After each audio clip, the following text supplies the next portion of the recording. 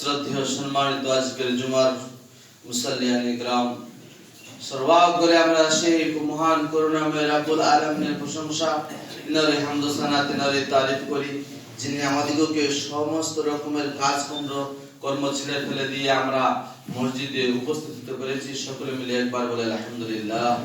তারপরে পরে আমাদের ধর্মের গুরু, ধর্মের নেতা, সর্বকালের সর্বযুগের সর্বশ্রেষ্ঠ মহামানব জনাবে মুহাম্মদুর রাসূলুল্লাহ, সকলে বলে সাল্লাল্লাহু আলাইহি ওয়াসাল্লাম, তিনার প্রতি সহস্র শান্তির ধারা বর্ষিত হোক। আল্লাহুম্মা সাল্লি আলাইহি ওয়া সাল্লিম বারিক আলাইহি। আমি আপনাদের সম্মুখে পবিত্র কালামুল্লাহ সূরাতুল আল-ইনসান আয়াত নাম্বার 31 সে আয়াতকে তেলাওয়াত করেছি। রাসূলুল্লাহ সাল্লাল্লাহু আলাইহি ওয়াসাল্লামের নির্ভেজাল অমীয় বাণী থেকে একটি হাদিস, বুখারীর হাদিস, আয়াত নাম্বার 15। সে হাদিস এবং কোরআনকে সামনে রেখে আমি আমার সংক্ষিপ্ত তথ্য বলে বিবরণ তুলে দেওয়ার চেষ্টা করিব ইনশাআল্লাহুল আজিজ। ওয়া মা তৌফিক ইল্লা বিল্লাহ, আলাইহি তাওয়াক্কালতু ওয়া ইলাইহি উনীব। সেই বিষয় হচ্ছে রাসূলুল্লাহ সাল্লাল্লাহু আলাইহি ওয়াসাল্লাম, আল্লাহ এবং রাসূলুল্লাহ সাল্লাল্লাহু আলাইহি ওয়াসাল্লামের প্রতি মুহাব্বত, আল্লাহ এবং রাসূলুল্লাহ সাল্লাল্লাহু আলাইহি ওয়াসাল্লামের প্রতি ভালোবাসা এবং আমাদের ভালোবাসা এবং সাহাবা ও ইকরামদের নবী করিম সাল্লাল্লাহু আলাইহি ওয়াসাল্লামের প্রতি কিভাবে ভালোবাসা ছিল। আমরা জানি যে আমরা মুসলিম, শুধু মুসলিম নয়, পৃথিবীর সমস্ত ধরনের নরনারী, কীট পতঙ্গ, পশু পাখি, সমস্ত রকমের জীব জন্তুকে আল্লাহ পাক রব্বুল আলামিন ভালোবাসেন। আল্লাহ পাক রব্বুল আলামিন সমস্ত রকমের জীব জন্তুকে আহার দিয়ে, মানে খাওয়া দিয়ে, পানি দিয়ে বাঁচিয়ে রাখছেন।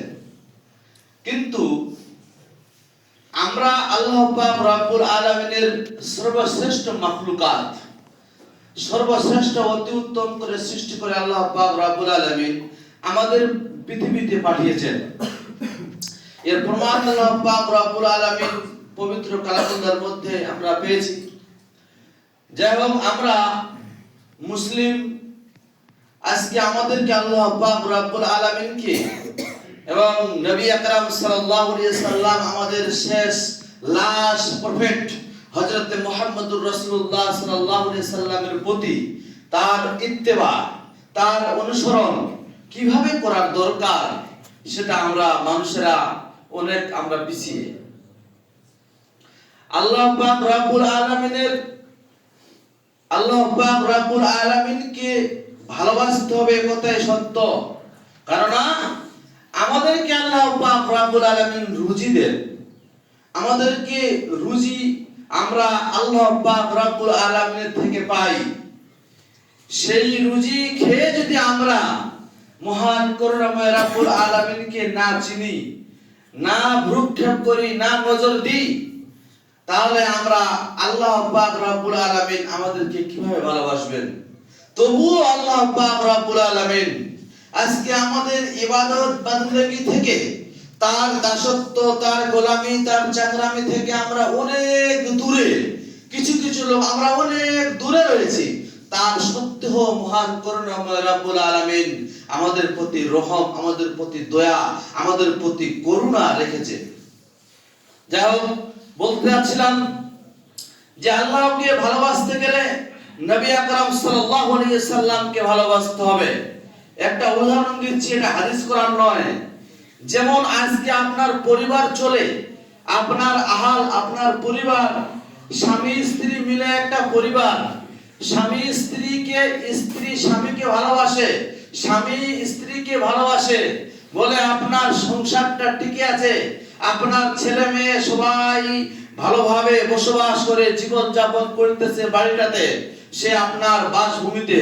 কিন্তু সেভাবে আপনি একে অপরকে ভালোবাসা সৃষ্টি করে আপনি রেখেছেন, আপনার বাড়িটাকে আপনি টিকিয়ে রেখেছেন। আল্লাহ এবং আল্লাহ রাসূলকে ওইভাবেই ভালোবাসতে হবে, যেমন দুজনটাকে ভালোবাসতে হবে, দুজনকেই ভালোবাসতে হবে, কোনো ত্রুটি রাখা যাবে না। আজকে আমি জিজ্ঞাসা করি, যদি বলি আপনাদের যে আপনি আল্লাহকে কারা কারা ভালোবাসেন, হাতটা তুলুন তো, হাত তুলুন। আল্লাহ পাক রব্বুল আলামিনকে কারা ভালোবাসেন? যে সমস্ত লোকেরা আল্লাহ পাক রব্বুল আলামিনকে ভালোবাসেন, সেই সমস্ত লোকেরা কি বুকে হাত দিয়ে বলতে পারবেন যে আমি আল্লাহ পাক রব্বুল আলামিনকে ভালোবাসি এবং তিনাকে ভয় করি? আমি আল্লাহ পাক রব্বুল আলামিনকে ভালোবাসি অন্তরের অন্তরস্থল থেকে এবং আল্লাহ পাক রব্বুল আলামিনকে ভয় করে আমি আমার অন্তরের অন্তরস্থল থেকে, কেউ বলতে পারবেন? যদি বলতে পারেন তাহলে আপনার যে আল্লাহ পাক রব্বুল আলামিন যেগুলো আপনাকে আইন কানুন বাধিত করে রেখেছে, যেগুলো আইন কানুন, যেগুলো আপনার শরীয়তি বিধান দিয়ে ইসলাম ধর্ম চলে, শরীয়তি বিধান দিয়ে আপনার ঈমান, সালাত, নামাজ, রোজা, হজ, যাকাত চলে, সেগুলো আপনি কিভাবে করবেন, সেগুলো আপনি কিভাবে টিকিয়ে রাখবেন? আল্লাহ পাক রব্বুল আলামিনকে যদি আপনি ভয় করেন এবং তাকে যদি ভালোবাসেন, তাহলে নিশ্চয়ই আল্লাহ পাক রব্বুল আলামিনকে আপনি যদি অরিজিনালে ভয় করেন, ভালোবাসেন, তাহলে ফজরের সালাতে 4 জন হতো না। যদি আল্লাহ পাক রব্বুল আলামিনকে ভয় করেন, তাহলে আপনার লাখ লাখ কোটি কোটি টাকা ব্যাংকে জমা রেখে আপনি যাকাতটা বের করতেন। যদি আল্লাহ পাক রব্বুল আলামিনকে আপনি সঠিকভাবে ভয় করতেন, তাহলে আপনি ঠিকমতো 5 ওয়াক্ত আল্লাহ পাক রব্বুল আলামিনের ফরজকৃত কাজগুলোকে, ফরজ যেগুলো কাজ, সেগুলো আপনি পুঙ্খানুপুঙ্খভাবে পালন করতেন। আল্লাহ পাক রব্বুল আলামিনকে ভালোবাসা মানে তার রীতিনীতি, তার অনুসরণ করা, তার কথা মতো চলা, তার দাসত্ব করা, তার গোলামি চাকরামি করা, এর নাম হচ্ছে আল্লাহ পাক রব্বুল আলামিনকে ভালোবাসা। আল্লাহ পাক রব্বুল আলামিনকে ভালোবাসবেন। যদি কেউ বলে আজকে এই পৃথিবীতে, আজকে আমাদের ভারতের মাটিতে আশিকে রাসূল ভালোবাসার, নবীর ভালোবাসা অনেক লোক দেখাচ্ছে, বলছে আমি আশিকে রাসূল। এভাবে তো লোকেরা আজকে ফুটাচ্ছে আর বলছে আমি আশিকে রাসূল। আমি আশিকে রাসূল শুধু হলে চলবে না, আশিকে ইলাহ হতে হবে। আশিকে ইলাহ কাকে বলা হয়? আশিকে ইলাহ মহান করুণাময় রব্বুল আলামিনের প্রতি একত্ববাদ, মহান করুণাময় রব্বুল আলামিনকে এক বলে বিশ্বাস করা, তার প্রতি ইখলাস নিয়ত ঠিক করা। আজকে যদি আপনার নিয়তকে, আপনার যদি আপনার ইখলাসকে, আপনি যদি আল্লাহকে ভালোবাসে, আল্লাহ পাক রব্বুল আলামিনের আল্লাহ পাক রব্বুল আলামিনকে ভালোবাসে, যদি আপনি আজকে যাকাতটা আদায় করেন, যদি আজকে আল্লাহ পাক রব্বুল আলামিনকে খুশি করার জন্য সালাতটা আদায় করেন, যদি আল্লাহ পাক রব্বুল আলামিনকে ভালোবাসে, যদি আপনার আল্লাহ পাক রব্বুল আলামিন যতগুলো আমাদের ফরজকৃত কাজ কর্ম বলে দিয়েছে, সেগুলো যদি আমরা আল্লাহ পাক রব্বুল আলামিনকে ভয় করে তাকে যদি অনুসরণ করে যদি আমরা কাজগুলো করি, তাহলে আমাদের বৃথা হবে না, তাহলে আমাদের আমলগুলো সাকসেসফুল হবে, তাহলে আমাদের আমলগুলো আমাদের আল্লাহ পাক রব্বুল আলামিনের কাছে আমরা প্রিয় পাত্র হয়ে থাকবো। কারণ আল্লাহ পাক রব্বুল আলামিনকে খুশি করে তার ইবাদত বندگی করতে হবে। আল্লাহ পাক রব্বুল আলামিনকে খুশি করে তার দাসত্ব গোলামি চাকরামি করতে হবে। আজকে আপনি সালাত আদায় করছেন, 5 জন লোকেরা সালাত আদায় করতে গেছে আর বলছে না হয় কি, তারা কি বলবে? তারা আজকে যদি আমি সালাতটা না আদায় করি, তাহলে তারা কি বলবে?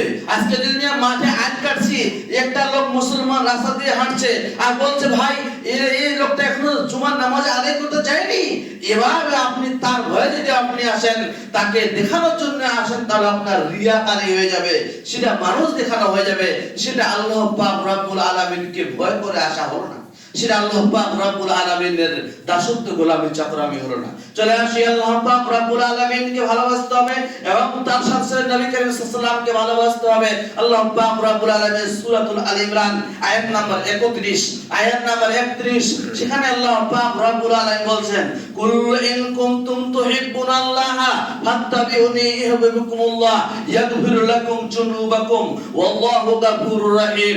আল্লাহ পাক রব্বুল আলামিন নবী করিম সাল্লাল্লাহু আলাইহি ওয়াসাল্লামকে বলছেন কুল, হে নবী সাল্লাল্লাহু আলাইহি ওয়াসাল্লাম আপনি বলে দিন, আপনি বলে দিন, কুল ইন কুনতুম তুহিব্বুনাল্লাহ, যারা আল্লাহ পাক রব্বুল আলামিনকে ভালোবাসে তারা যেন আমার ইত্তেবা করে, তারা যেন আমার অনুসরণ করে, যাতে করে আল্লাহ, কুল ইন কুনতুম তুহিব্বুনাল্লাহ ফাত্তাবিউনি ইউহিব্বুকুমুল্লাহ।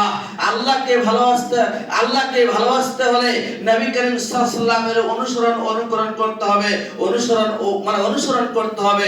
যদি তারা এইভাবে করে তাদের আমলগুলো কার্যকারী হবে এবং তারা বৃথা হয়ে থাকবে না। ওয়াগফিরলাকুম যুনুবাকুম, এতে করে আল্লাহ পাক রব্বুল আলামিন তাদের অপরাধ সমূহকে ক্ষমা করবেন। আল্লাহু আল্লাহু গফুরুর রহিম, আল্লাহ পাক রব্বুল আলামিন নিশ্চয়ই ক্ষমাশীল এবং আল্লাহ পাক রব্বুল আলামিন নিশ্চয়ই ক্ষমা করনে वाला, আল্লাহ পাক রব্বুল আলামিন নিশ্চয়ই maaf করনে वाला। আল্লাহ পাক রব্বুল আলামিন আমাদের ক্ষমাগুলোকে, অপরাধগুলোকে maaf করবেন। বলতে যাচ্ছিলাম, তাহলে আমাদের নবী করিম সাল্লাল্লাহু আলাইহি সাল্লামকে, আল্লাহকে ভালোবাসতে গেলে নবী করিম সাল্লাল্লাহু আলাইহি সাল্লামকে ভালোবাসতে হবে। আমরা পরিষ্কারভাবে বুঝতে পারলাম। এবার চলে আসি নবী করিম সাল্লাল্লাহু আলাইহি সাল্লামের প্রতি আমাদের কিভাবে ভালোবাসা হওয়া দরকার। আজকে দেখা যায় কিছু মানুষ আমরা বাড়তি ইবাদত করি, যেগুলো নবী করিম সাল্লাল্লাহু আলাইহি সাল্লাম বলেননি, সেগুলো কাজ যদি কোনো মানুষ বাড়তি ইবাদত করে, অর্থাৎ কোন হাদিসের মধ্যে স্থান পায়নি এমন কোন আমল যদি মানুষ করে, তাহলে সেটা বিদআত। নবী সাল্লাল্লাহু আলাইহি সাল্লামকে অপমান করা হবে, নবী করিম সাল্লাল্লাহু আলাইহি সাল্লামকে অবমাননা করা হবে, সেটাই হচ্ছে বিদআত।